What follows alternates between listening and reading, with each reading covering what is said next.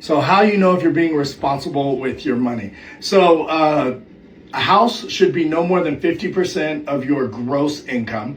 We go by gross because people can get different amounts of money back, meaning like you made 100,000 on paper, but for the person who has no kids, no write-offs, no properties, they're going to get hit the worst on taxes. So when you buy properties, you're going to get, less taxes you have to pay. You're going to get some tax write-offs, things like that. So you take your gross income, no more than half of that should be spent on your rent or mortgage.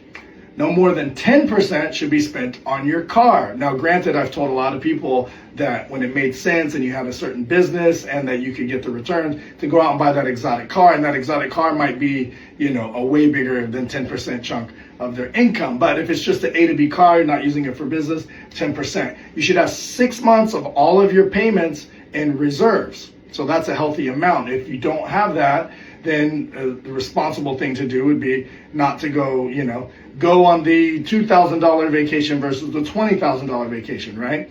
Until you have that 6 months.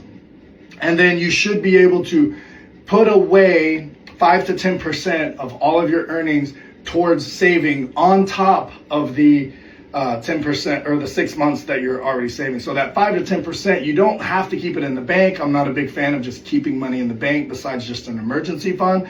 You can deploy it into investments. You can use it to pay down some debt, anything like that you have. And then your total debt, I should say bad debt, shouldn't be too high. But keep in mind, there's a lot of good debt. So you could have business loans and things like that. But you want to keep the bad debt to a minimum. Matter of fact, the best situation is to be paying your credit cards off every single month. You don't want to keep those 20 to 30% interest rate accumulating things with a balance if you can help it.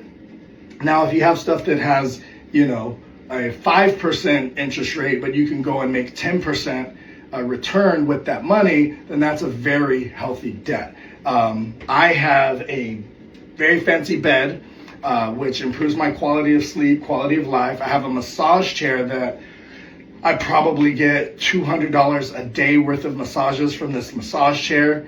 And both of them are very healthy debt because it's 0% down, 0% interest for 5 years. So the whole thing will be paid off in 5 years, and I never paid an ounce of interest. So those are just some key points on being financially responsible. Let me know what else I missed in the comments.